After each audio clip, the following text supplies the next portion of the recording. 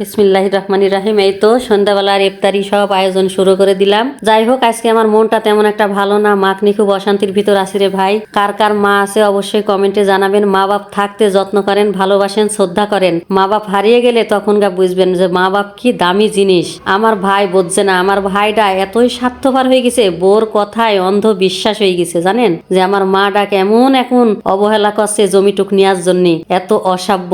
তা আমরা যাবো কয় বোন মিলিয়ে ঈদের পরে ইনশাল্লাহ বিচার করতে, দেখি কি হয়। তে সবাইকে আমি বলবো একটা কথাই বারবার, যে মাকে বাবাকে আপনারা আদর করেন, ভালোবাসেন পৃথিবীতে থাকতে, কিন্তু মরার পরে তখন কান্না করবো আর কিচ্ছু হবে না। আমার কিছু করার নাই, কিছুই করতে পারছেনি, মেয়ে হয়ে জন্মিস বলি আসলে বৃথা জীবনটা, জানেন। যাই হোক, এই যে আমরা এখন শুরু করলাম ইফতারিগুলা তৈরি করে ভাজা শুরু করলাম।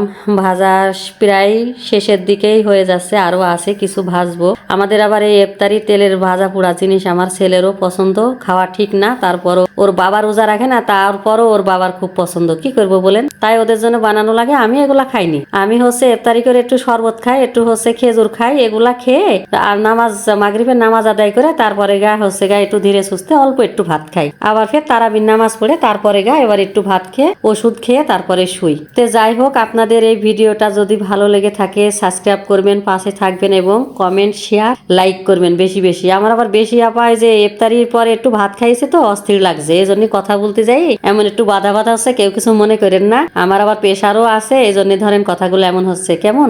যাই হোক, এই যে ইফতারির সবকিছু রেডি করে বসে পড়বো এক্ষুনি। অজুটা করব, ছেলে অজু করতে বললাম, অজু করে আসছে। ওর বাবাও ঘরে শুয়ে আছে, ওর নাইট করে আসছে। ও ইফতারি নিয়ে সবাই আমরা একসঙ্গে ইফতারি করব ইনশাল্লাহ। পেয়ারাটা কাটছি, পেয়ারাটা কেটে আমার ছেলের জন্য দেব, ও ওটা আবার খুব পছন্দ করে। এখন কেটে ধুয়ে ওকে সবকিছু রেডি করে দেব ইনশাল্লাহ। ইফতারি সবাই ইফতারির আগে আপনারা দোয়া করবেন, অনেকেই জানেন অনেকেই জানেন না। ইফতারির সময় দোয়া বেশি বেশি কবুল হয়, আল্লাহ তাআলার কাছে বেশি বেশি ক্ষমা প্রার্থনা করবেন। অবশ্যই সবার এই রমজান মাসে সাধারণ ক্ষমার প্রাপ্তি হবে।